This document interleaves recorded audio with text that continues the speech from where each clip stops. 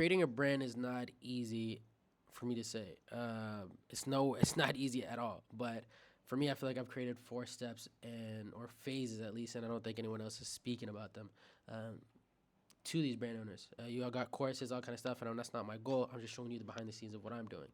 The 4 phases that I have is brand DNA and story architecture, which helps you understand later on your content, right? This is just understanding who the person is that you're selling to, right? And like I said, defining the character in the story. Then you got phase two, which is understanding the industry, which is understanding the market. And by understanding the market, you got market intelligence to see what's going to do well in this season, in this period, in this time, what fabrics are going to do better, the rest of it, right? After that, now you get the fun part, which is if you're a designer, which is designing the clothing, designing the brands, and or designing the clothing, silhouettes, all kind of stuff based on the market and based on your story, right? After you get all that done, now you have the fun part, which is the content. But the content is also very hard if you don't have phase one completed, which is understanding who are you selling for, who is this world about, right? I'm doing a Western mix of Saudi Arabian heritage, which is with that's also like high fashion, high luxury streetwear, casual day to day wear that is luxury.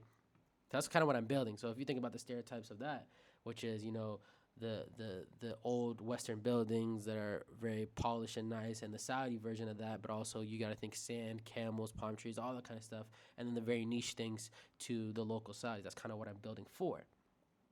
And to say all this and to say it all, this is a one man operation right now, and you got to look at it more so as how am I going to get this out to people, and how am I going to be able to sell this, right? Because it's not easy. I've been redoing one collection to save time and money over and over because I'm so small, I'm so little, and I have time to fail and I have time to mess up, but for you, you have to look at it more so as what am I willing to do in order to get there. And these, at least for me, are the things that I'm willing to do to get there because this is what I've learned from other brands, from George Heaton, from Bruno, from Nude Project, from Cole Baxton, from the owner of UVU. He doesn't post much or if anything at all, but from like what I've seen, the owner of Emilio Andor, Laura Piana, like they all have the same idea of what they're doing, and these were, I think, what they followed. To me, at least, I don't know. This is just what I'm finding as being a year and so into owning a brand and having a collection out and trying to re-release it until it does well.